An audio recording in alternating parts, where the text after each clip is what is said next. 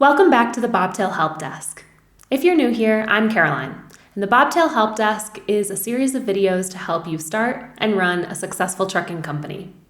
If that sounds like something you want to learn more about, please subscribe to our channel. At Bobtail, we provide a hassle-free factoring service for truckers with no long-term contracts and no hidden fees. We actually just launched our brand new mobile app as well. It's got a really beautiful, simple design that's really easy to use. If you want to learn more about that, I'll leave a link in the description. In the last videos, we've been talking about how to establish a new trucking business. But in this one, I want to take a step back and talk about getting your CDL, your commercial driver's license. Before many owner-operators start their business, they begin as company drivers for other carriers.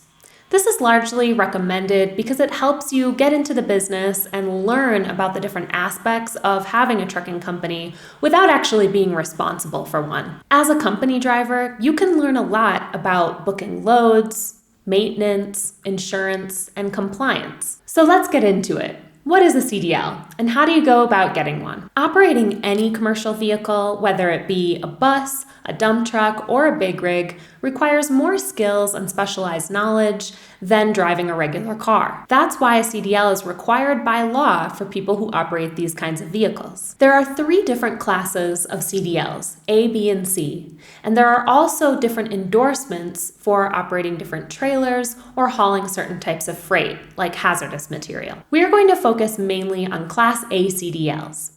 This license allows you to operate semi-trucks and 18-wheelers, truck and trailer combinations, tanker vehicles, livestock carriers, flatbeds, and most vehicles permitted under the classes B and C CDLs. The Class A CDL gives you the most flexibility of any CDL type. The baseline requirements for getting your CDL are established by the Federal Motor Carrier Administration, or FMCSA.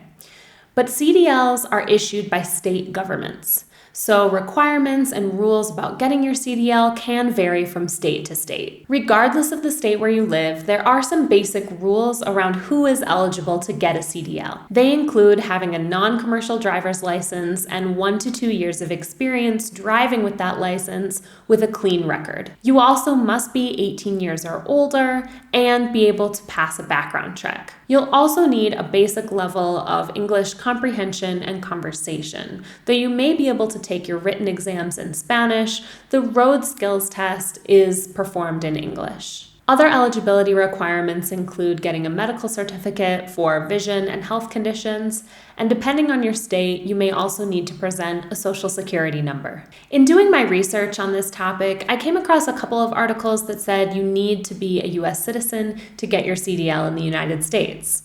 This is not true.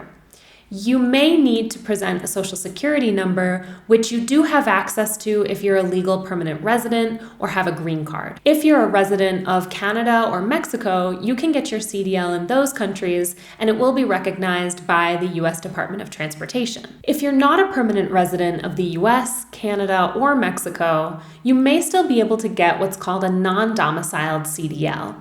This will require you to present an unexpired employment authorization document, as well as your passport and an I-94 form that documents your last entry into the United States. Some states will have additional requirements though, so it's worth looking into your state agency that issues driver's licenses for more information. Once you know you're eligible to get a CDL, the first thing you'll want to do is to check your state's requirements. Before investing any more time and money into this process, make sure that you visit or call your state agency that issues the licenses to get all the information. One thing you'll definitely need, regardless of your state, is to get a physical done by a certified medical examiner. For a Class A or B CDL, you'll need to complete an FMCSA-approved training program. Most programs will help you get your commercial learner's permit, which requires you to pass a number of written exams. They'll also help you schedule and prepare for your pre-trip inspection and road skills test. The whole process can take between 4 and 8 weeks to complete.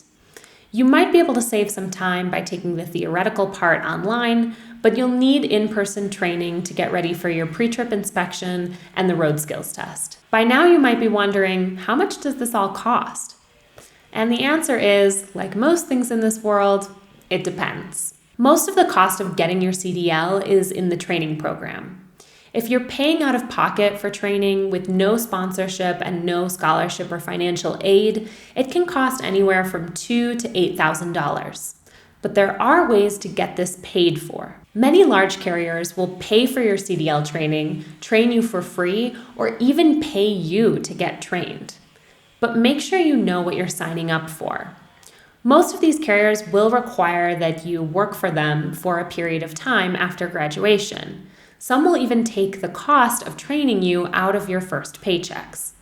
Regardless, a company-sponsored training program is a great way to go because it guarantees you a job after graduation. Another option is to apply for grants and scholarships.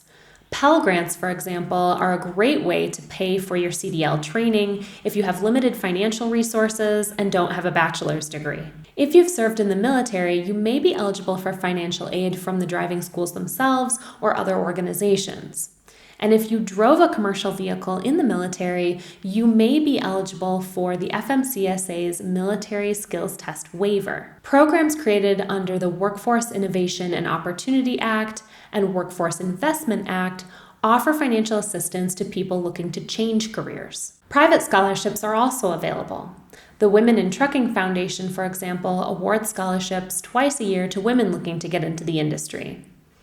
Other funds award scholarships to veterans, first responders, and other groups. In short, there are a ton of financing opportunities to get your CDL training paid for or reduce the price substantially. It does take some time and dedication to look into these options, so do your research and comment below if you find anything interesting that I didn't mention. Okay, 4 to 8 weeks of your life, thousands of dollars or many hours spent applying to scholarships, grants, or sponsored programs.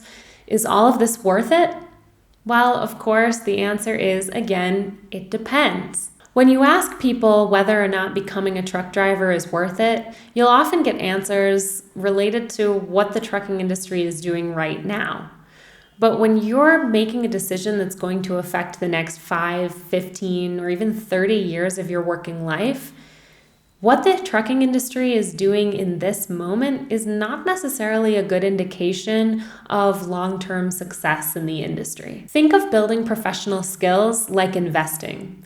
You want to start as soon as you can and continue to do it consistently. If you want driving a commercial vehicle to be part of your long-term career, then of course, getting your CDL is well worth it. There are some really great benefits to getting your CDL and becoming a truck driver. Truck drivers generally make more money over the span of their career than the national average. With a CDL, you have more job security because you have a license that allows you to do things that other people can't. Also, becoming a truck driver opens the door to a $900 billion industry with lots of business opportunities. And of course, the opportunity to travel and contribute to the greater economy is what draws many people to trucking. The bottom line is that the decision to get your CDL will depend on your economic situation, the lifestyle you want, and your willingness to do a tough yet rewarding job. If this information was helpful to you, let me know by liking this video and subscribing to our channel. And let me know in the comments below if you plan to get your CDL and how you're going to pay for it. See you in the next video.